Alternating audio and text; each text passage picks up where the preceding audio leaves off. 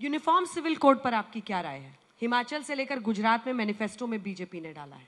मुझे एक बात बताइए, वर्ल्ड में जो मुस्लिम कंट्रीज हैं उनमें कौन सा कोड है? आपको कभी याद है कि वर्ल्ड में कौन से मुस्लिम कंट्री में 2 कोड है? जो पूरे विश्व में स्वीकार किया है। देखो, महिला, चाहे हिंदू हो, चाहे मुसलमान हो, चाहे सिख हो, चाहे जैन हो, कोई भी हो, महिलाओं के साथ समान अधिकार नहीं होने चाहिए?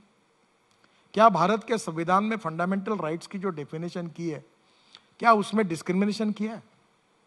अगर ये बात मैं कहता हूं कि भाई अगर किसी महिला के साथ शादी करनी है, जरूर है, पर एक महिला के साथ एक पुरुष शादी करता है, ये स्वाभाविक है, पर 4 शादियां करना ये अस्वाभाविक है।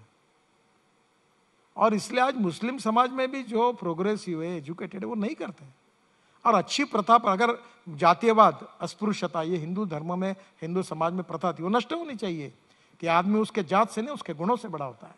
तो जो अच्छी बात है उसको स्वीकारना चाहिए और समाज में गुणात्मक परिवर्तन होना चाहिए। किसी धर्म के विरोध में नहीं है और न किसी संप्रदाय के विरोध में। हम सब मिलकर देश का विकास करें, सब मिलकर। गरीबी, भूखमरी और बेरोजगारी हमारी समस्या है। गरीब गरीब होता है, गरीब को जात, पंथ, धर्म और भाषा नहीं होती। गैस का सिलेंडर और पेट्रोल जिस भाव में मुसलमान को मिलता है, उसी भाव में हिंदू में मिलता है।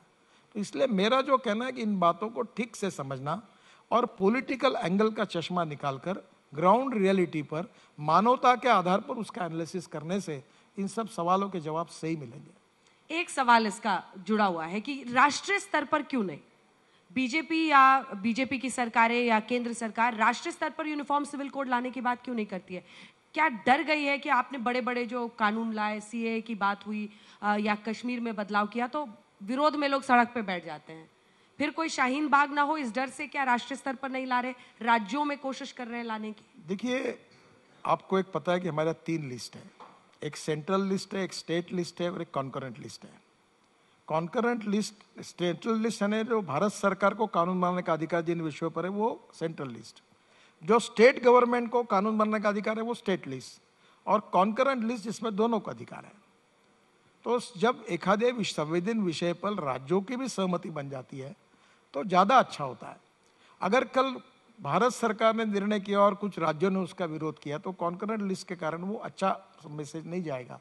तो सभी पार्टी के लोग और सभी राज्य सरकार सामूहिक रूप से मानवता के आधार पर, इंसानियत के आधार पर अगर उसके बारे में एक सामूहिक मन बनाती है तो मुझे लगता है कि वो देश के लिए फायदे का होगा।